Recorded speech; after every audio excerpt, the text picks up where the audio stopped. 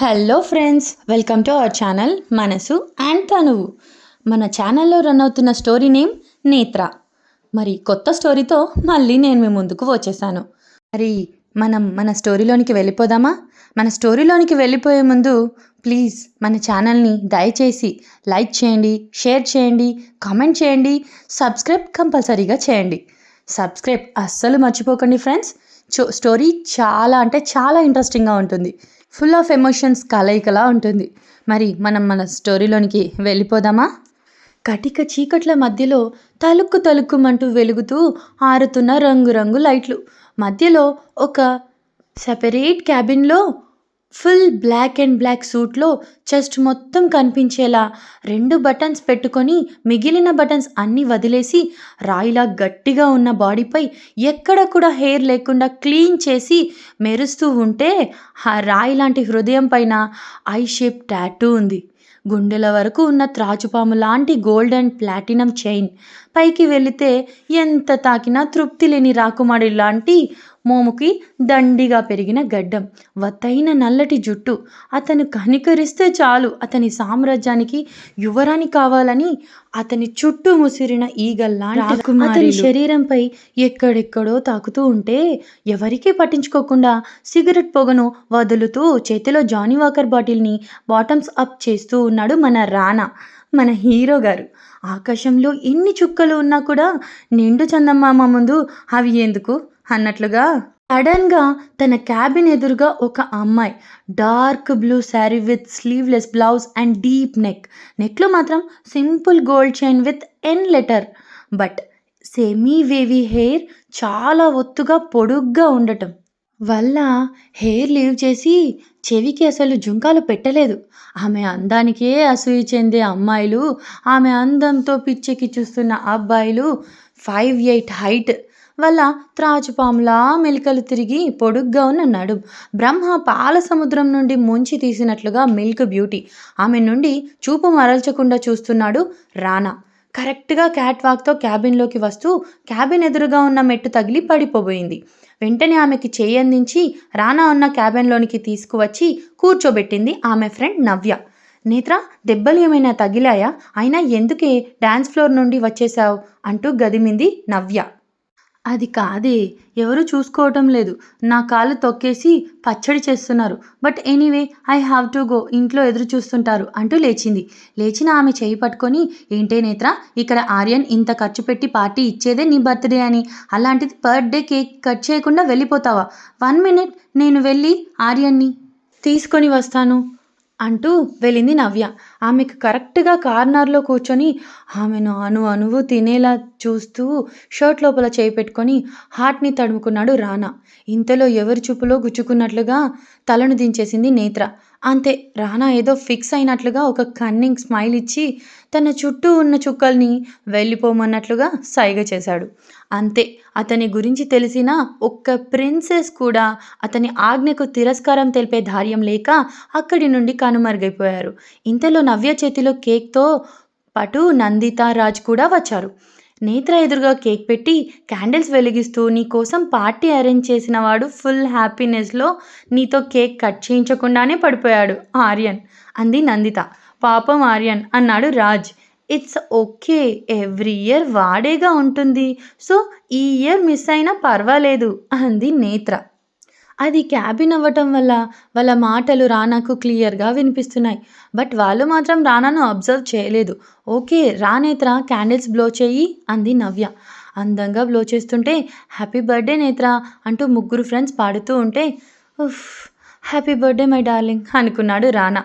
ఇంతలో cut the cake అంటూ friends అన్నీ మర్చిపోయి అరుస్తుంటే తన చేతిని టేబుల్ మీద పెట్టి అటు ఇటు వేళ్లతో నైఫ్ కోసం వెతుకుతూ ఉంటే అప్పుడు ముగ్గురు డల్ అయ్యి, అది బ్లైండ్ అన్న విషయం మర్చిపోయారా అంటూ కోపంగా ఒకరికి ఒకరు సైగ చేసుకుంటూ వెంటనే తేరుకొని ఎదురుగా ఉన్న నైఫ్ ఆమె చేతిలో పెట్టి చేతిని పట్టుకొని నవ్య కేక్ కట్ చేయించింది. అప్పుడు ఆమెనే చూస్తూ ఉన్న మన రానాకి నేత్ర బ్లైండ్ అన్న విషయం అర్థమయ్యి వెంటనే అతని చూపు ఆమె కళ్ళ వైపు మరలిస్తే ఆ కళ్ళు చూసి అసలు ఎవ్వరూ బ్లైండ్ అంటే నమ్మేలా లేకపోవటంతో మళ్ళీ ఏదో ట్రాన్స్‌లో ఉన్నట్లుగా ఆమెని చూస్తూ ఉన్నాడు. ఆమె చేతికి కేక్ అందించిన తర్వాత ఆమెకు తినిపించిన నవ్యకి తిరిగి నేత్రతో పెట్టించుకుంది నవ్య. అలా నలుగురు కేక్ తినిపించుకున్నాక "ఇంక నేను వెళ్తాను" అంటూ నేత్ర లెగిస్తే "పదరా నేను డ్రాప్ చేస్తాను" అన్నాడు రాజ్. "వద్దు వద్దు, ముందు నువ్వు ఆర్యన్‌ని సేఫ్‌గా గెస్ట్ హౌస్‌కి తీసుకువెళ్ళి వాడితో ఉండు. నేను క్యాబ్ బుక్ చేసుకొని వెళ్ళిపోతాను" అంది నేత్ర. "అది కాదు, మేము నిన్ను డ్రాప్ చేస్తాము" అంటూ నవ్య అంటుంటే "ఇంకేం లేదు, నన్ను ఆ చివర దింపి మీరు ఈ చివరకి వెళ్ళేసరికి ఇంకెప్పుడు మన పేరెంట్స్ మనల్ని ఇలా వదలరు. అయినా నేనే నా బాడీగార్డ్స్‌కి ఎవ్రీ ఇయర్ నా బర్త్‌డేకి నేనే హాలిడే ఇస్తాను. నా డ్రైవర్స్, నా వర్కర్స్ అందరూ ఫ్రీగా ఉండాలి అని. అలాంటిది నా ఫ్రెండ్స్‌గా లేకుండా నా కోసం వస్తే నేను ఫీల్ అవుతాను" అంటూ ఆమె మాట్లాడుతుంటే ఆమె మాటలకు అనుగుణంగా కదిలే ఆమె కళ్ళు, పెదవులు, చేతులు, వేళ్ళు అన్నీ చూస్తూ ఒక బీస్ట్ నవ్వు చేరింది రానా పెదవుల్లో. "సో, నేను ఓలా బుక్ చేసుకొని వెళ్తున్నాను.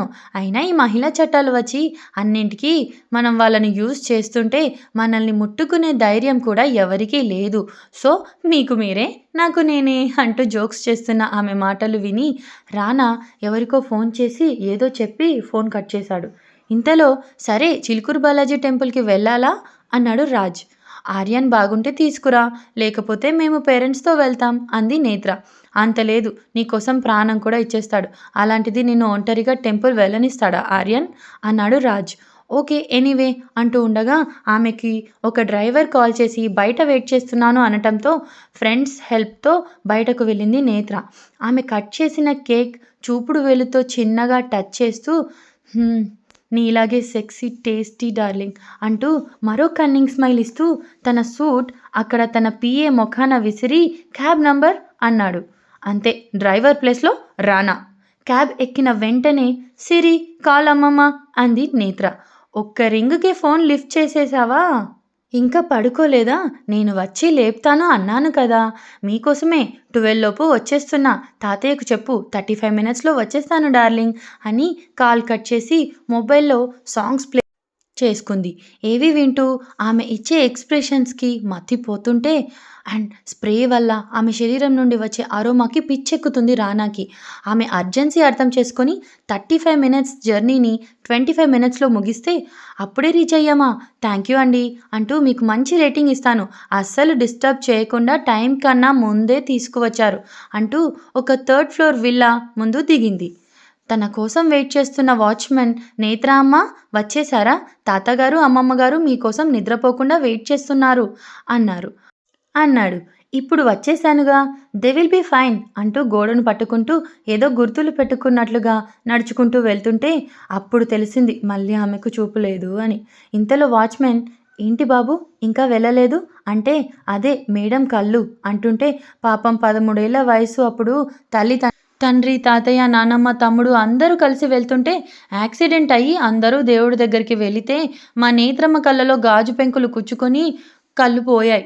ఆమెకు ఉన్న ఆస్తికి ఆమె అమ్మమ్మ, తాతయ్యలు ఎన్నోసార్లు కళ్ళకు ఆపరేషన్ చేయిద్దాం అన్నా ఆ కళ్ళతో తన జీవితంలో అత్యంత అందమైన వ్యక్తులను కోల్పోయి వాళ్ళ ప్రేమకు దూరం అయ్యాను. నాకు ఇంకా కళ్ళతో పని లేదు, ఆపరేషన్ చేయించుకోలేదు. అయినా పెద్దోళ్ళ విషయం మనకెందుకు, నువ్వు వెళ్ళు అంటూ అన్నాడు వాచ్‌మెన్. మళ్ళీ ఒక పెద్ద కన్నింగ్ స్మైల్. తాతయ్య, అమ్మమ్మతో కరెక్ట్‌గా 12కి కేక్ కట్ చేసి రూమ్‌లోకి వచ్చిన నేత్ర తన చీరను విప్పి కబోర్డ్‌లో చేయి పెట్టి వెతుక్కొని night shirt and sleeveless T షర్ట్‌తో బాత్ చేసి వచ్చి బెడ్‌పై వాలిపోయి ముక్కుకు ఏదో స్మెల్ వస్తుంటే "అన్నీ నేనే చేయాలి. స్కై, నీకు అమ్మమ్మ వాళ్ళు బాత్ చేయించలేదా? అయినా నేను రాగానే నన్ను చుట్టుముట్టుకొని వదలవు. ఇప్పుడు ఎక్కడ అలిగి కూర్చున్నావ్" అంటూ లేచి రూమ్‌లో చేతులతో వెతుకుతూ ఉండగా ఆమె బెడ్ ఎదురుగా ఉన్న సింగిల్ సోఫాలో 6.5 అడుగుల భారీ శరీరంతో కాలు మీద కాలు వేసుకొని స్కై తల నిమురుతూ ఆమెనే చూస్తున్నాడు రానా. "స్కై" అంటూ బాల్కనీ డోర్ ఓపెన్ చేయబోతూ ఉండగా ఆమెను వెనక నుండి హత్తుకొని గట్టిగా ఇంకా జుంకాలు పెట్టుకొని చెవి చివర కొనను గట్టిగా కొరికి "ఇంత అందంగా ఎలా పుట్టావే? 29 ఏళ్ల నుండి నీకోసమే ఇంకా వర్జిన్‌గా ఉన్నా. నా వర్జినిటీ నీతోనే పోగొట్టుకుంటా. నీ మీద ఒట్టు అన్నాడు రానా. ఏయ్! ఎవడ్రా నువ్వు? నా రూమ్‌లో ఏం చేస్తున్నావు? అంటూ పిచ్చి పిచ్చిగా ఉందా? ఇప్పుడే నా ఫ్యామిలీని పిలిస్తే అప్పుడు ఉంటుంది తమరి పని. అయినా ఈ స్కై ఎక్కడ ఎవడో దారిన పోయేవాడు వస్తే ఇలా లోపలికి పంపటమేనా? అంది. దారిన పోయేవాడు అన్న మాటకు ఆమె గొంతు పట్టుకొని అలాగే గోడకు ఆంచి రానా! రానా విద్యుత్ మహేంద్ర! నీ అదృష్టమే నా కళ్ళలో పడి నా మనసులో చిక్కుకొని నా సామ్రాజ్యానికి పట్టపు రాణివి కాబోతున్నావు. But I am a bad boy అన్నాడు. అసలు మీరెవరో నాకు తెలియదు. బట్ మీరు తెలుసుకోవాల్సింది నాకు చూపు లేదు. నేను పెళ్ళికి పనికిరాను. అంతేకాకుండా నా వర్జినిటీ నేను 24 సంవత్సరాలకే పోగొట్టుకోవాలి అనుకోవట్లేదు. ఇకపై పోగొట్టుకోను అంది. వెంటనే ఒక కన్నింగ్ స్మైల్తో ఎవడికి పనికొస్తాయి ఆ కళ్ళు?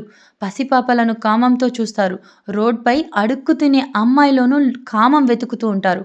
కన్న తల్లిదండ్రులు కావాలి కానీ కట్టుకున్న దాని తల్లిదండ్రులను కన్నెత్తి చూడరు. అలాంటి కళ్ళు లేకపోతే చాలా మంచిది. అయినా అదేదో పెద్ద లోపంలాగా నా దగ్గర సింపతి ట్రై చేయకు. తోలు తీస్తా అంటూ ఉన్న అతని మాటకి ఫస్ట్ టైం ఏదో పాజిటివ్ ఎనర్జీ. 13 ఇయర్స్ అప్పుడు కళ్ళు పోతే అప్పటి నుండి అందరూ జాలి చూపించారు తప్ప ఎవరు అది ఒక లోపం కాదని లేదా సింపతి చూపించకుండా ఆమెని కేవలం ఒక ఆడపిల్లలా చూసింది రానా మాత్రమే. ఇది ఫ్రెండ్స్ మన స్టోరీ 'నేత్ర'. బాగుంది కదా! బాగుంది అని అనుకుంటున్నాను. మీరు దయచేసి మన స్టోరీని లైక్ చేయండి, షేర్ చేయండి, ఫాలో చేయండి, సబ్స్క్రైబ్ కంపల్సరీగా చేయండి. మీకు నచ్చుతుందని అనుకుంటాను. మరొక ఎపిసోడ్‌తో నేను మళ్ళీ మీ ముందుకు వస్తాను. అంతవరకు దయచేసి వెయిట్ చేయండి. Thank you friends.